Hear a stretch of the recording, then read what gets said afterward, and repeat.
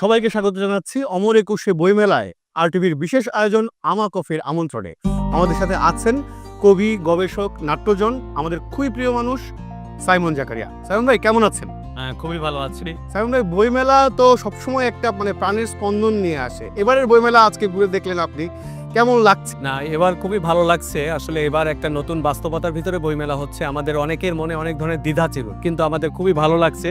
মানুষের স্বতঃস্ফূর্ত অংশগ্রহণ, স্টলগুলো অন্যান্য বারের থেকে কিন্তু বেশি গোছালো এবং শুরুতেই আমরা সেটা দেখছি। খুব আনন্দের। সাইমন ভাইয়ের একটা পুস্তিকা আমার হাতে, এটা ভুসুকো বাঙালি, আর সাইমন ভাইয়ের সম্পাদিত ভাবনগর, এটা খুবই গুরুত্বপূর্ণ একটা জার্নাল আমাদের, যেখানে হলো গবেষণা প্রবন্ধ আসলে ছাপা হয়।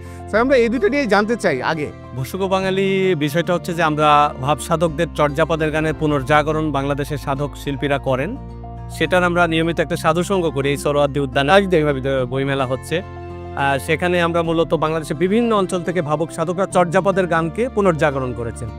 সেই আসরের 500তম আসর পূর্তি এবং আমরা চর্যাপদের গানের যে সারা বাংলাদেশ ব্যাপী একটা প্রচারণা হয়েছে, সেটার জন্য একটা উৎসব করেছিলাম। সেই উৎসবে আসলে একটা স্মারক গ্রন্থ এটা, এখানে কিন্তু সারা পৃথিবীর লোকজন লিখেছে চর্যাপদের গান পুনর্জাগরণটা, যেমন ফ্রান্সের গবেষক লিখেছেন, রাশিয়ার গবেষকরা লিখেছেন, বিভিন্ন দেশে ইটালির গবেষকরা লিখেছেন। তারা দেখেছেন তাদের দৃষ্টিভঙ্গি থেকে বাংলাদেশের ভাবুক সাধকরা যে চর্যাপদের গানের পুনর্জাগরণ করছে সেটা।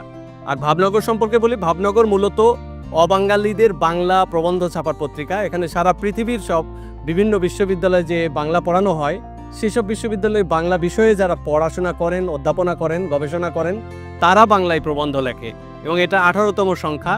আমরা নিয়মিতভাবে প্রতি 6 মাস অন্তর অন্তর এটা করে থাকি এবং এখানে বিদেশিদের লেখা বাংলা প্রবন্ধ যেমন আছে, তাদের বাংলা সাহিত্য থেকে তাদের অনুবাদ, যেমন আখতারুজ্জামান ইলিয়াসের চিলেকোঠার সেপাই ধারাবাহিকভাবে অনুবাদ করতেছে আমেরিকান একজন গবেষক, অনুবাদক ম্যাথিউ ডি রিস, উনি ইউনিভার্সিটি অফ শিকাগোর। আর এছাড়া তাদের ইন্টারভিউ ছাপা হয়, তাদের বইয়ের আলোচনা ছাপা হয়। দারুণ ব্যাপার। তাহলে আপনি গবেষণায় অনেক ধরনের আসলে কাজ করছেন। আপনি যদি একটু আমাদেরকে বলেন যে আমাদের দেশের আমাদের যে বিদ্যায়তনিক গবেষণা, সেটার দশাটা আসলে কি? আপনি হার্ভার্ড থেকে আপনার বই বেরিয়েছে, বলে ওই অভিজ্ঞতার জায়গা থেকে যদি একটু বলেন। আসলে আমাদের গবেষণার যে ধারা, সেটা আমাদের এখানে একটা জায়গায় বন্দী হয়ে গেছে, অর্থাৎ অভিনবত্ব কোনো কিছু নাই। একই বিষয় নিয়ে গবেষণা বারবার হচ্ছে। তার কারণ হলো গবেষকরা পরিশ্রমী নয়। আর আমাদের বিশ্ববিদ্যালয়গুলো এত সহজে পিএইচডি ডিগ্রি দিয়ে থাকে, এমফিল ডিগ্রি দিয়ে থাকে, এটা কিন্তু ঠিক নয়। বিদেশে একটা বিশ্ববিদ্যালয়ে পিএইচডি করতে গেলে পরে তার অনেক ধরনের প্রিপারেশন লাগে, হ্যাঁ, নতুন কিছু হইতেই হবে, মৌলিক জ্ঞান তার থাকতে হবে। অর্থাৎ একটি বিষয় নিয়ে যখন আমরা গবেষণা করি বাইরের দেশ থেকে, তখন আমাদের প্রমাণ করতে হয় এই বইটা যে মৌলিক, কি কারণে মৌলিক, কে এটার ইউজার, কে এটা কিনবে, কোন লাইব্রেরিতে এটা সংরক্ষিত থাকবে। এরকম 19টা-20টা প্রশ্নের উত্তর কিন্তু আমাদের দিতে হয়। অক্সফোর্ড থেকে যখন আমার বই বেরিয়েছে, আবার হার্ভার্ড থেকে যখন বেরিয়েছে, সেই বইটা কিন্তু আমি 12 বছর ধরে কাজ করছি। তো বাংলাদেশে কি কোনো পাবলিশার বা কোনো ধরনের কোনো লেখক আছেন যিনি একটি বইয়ের জন্য 12-13 বছর ধরে সময় দিচ্ছেন এবং সেটা পাঠকের সামনে আনার জন্য নিজের একটা নিবেদন, একটা শ্রম, এই সাধনাটা করছেন? এটা নেই তো। আর আরেকটা বিষয় হলো যে এই যে বই 12 বছর ধরে আমি করব, এটা শুধু পরিশ্রমের ব্যাপার না, এর সঙ্গে আর্থিক ব্যাপারও যুক্ত আছে। সেই অর্থের সাপোর্টটাও কি আমরা কোনো ইনস্টিটিউট আমাদের দেয় কিনা? আমাদের যেমন এই যে হার্ভার্ড থেকে যে বইটা বেরোচ্ছে সয়ফুল মুল্লুক বদিউজ্জামাল, সেই বইটার জন্য আমি 5 বার আমেরিকাতে গিয়েছি এবং 6 বার আমেরিকাতে গিয়েছি এবং পৃথিবীর বিভিন্ন দেশে সয়ফুল মুল্লুক বদিউজ্জামাল নিয়ে বক্তৃতা করেছি। আমেরিকাতে, প্যারিসে এবং রোমানিয়াতে এটা নিয়ে কথা বার্তা বলেছি। কি দারুণ ব্যাপার। সাইমন ভাই, আমরা গবেষণার যে জায়গাগুলো নিয়ে কথা বলছিলাম, প্রাতিষ্ঠানিক পর্যায়ে এইটাকে গতিশীল করতে হলে, তরুণ আরো গবেষক তৈরি করতে হলে করণীয়টা কি? আসলে প্রশিক্ষণের প্রয়োজন আছে, কারণ এই প্রশিক্ষণ বাংলাদেশি গবেষকদের প্রশিক্ষণ বাংলাদেশি গবেষককে দিয়ে দিলেও কিন্তু হবে না।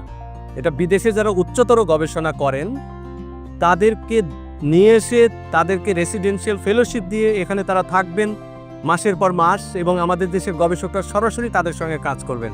এই পদ্ধতিতে যদি আমরা কাজ করতে পারি অ্যাকশন প্ল্যান নিয়ে, তাহলে পরে গবেষণার মান উন্নয়ন হতে পারে। আর আমাদের এখানে বিদেশি যে বইগুলো, সেগুলোকেও গবেষণা যেসব বই আছে সেগুলো অনুবাদ হওয়া দরকার যথার্থ রূপে। তাহলে বিদেশে কি ধরনের গবেষণা হচ্ছে সেই গবেষণা সম্পর্কে আমরা জানতে পারবো এবং আমাদের গবেষণার মান অটোমেটিক্যালি উন্নত হতে পারে, এটা আমার বিশ্বাস। আমাদের লোক গবেষণার হাল কি আসলে? লোক গবেষণার প্রধান সংকট হচ্ছে যে আমি আগেই বলছিলাম একই বিষয় নিয়ে সবাই কাজ করছে।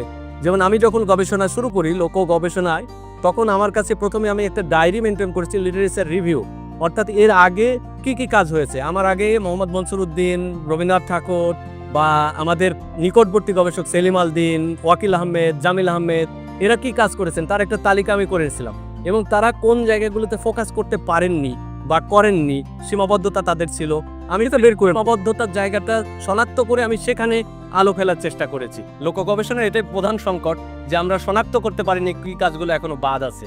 কবি সাইমন জাকিরের কাছে এটা আমার প্রশ্ন, যে দীর্ঘ সময় ধরে আপনার কবিতা নতুন বই পাওয়া যাচ্ছে না, শিমুল সালাউদ্দিন কবে আসলে আপনার কবিতা নতুন বই পাবে?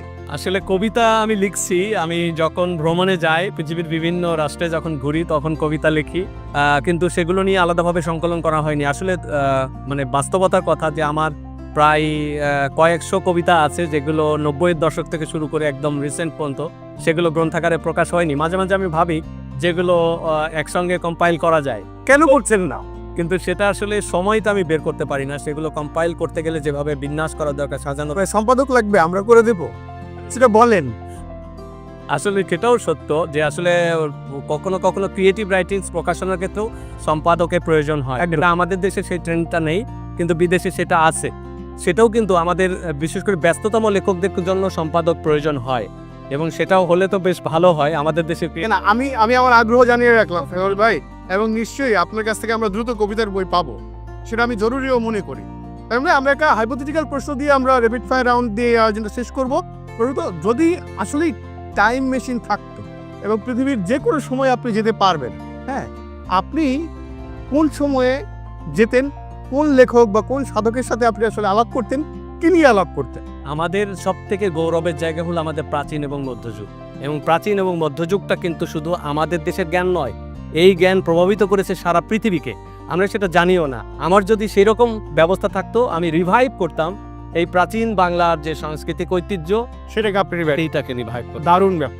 সাইমন ভাই, আপনাকে অনেক ধন্যবাদ আমাদেরকে সময় দেওয়ার জন্য, আপনি খুবই মূল্যবান কথাগুলো বলেছেন।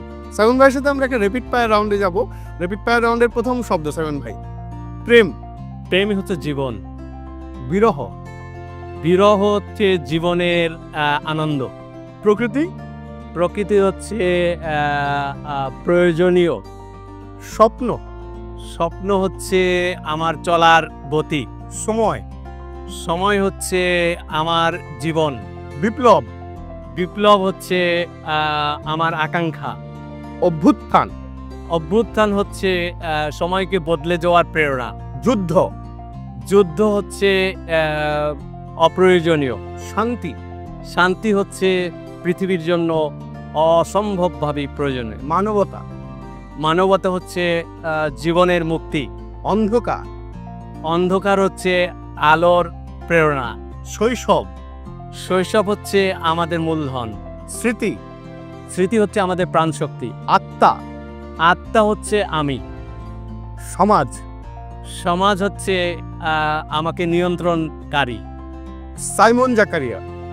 সাইমন জাকারিয়াকে আমি খুঁজছি। একটি কথা যা জোরে বলতে চাই, মানুষ তুমি প্রেম করো। মানুষ প্রেম করুক। সাইমন ভাই, অনেক ধন্যবাদ আপনাকে আমাদেরকে সময় দেওয়ার জন্য। আপনাকেও ধন্যবাদ এবং কৃতজ্ঞতা।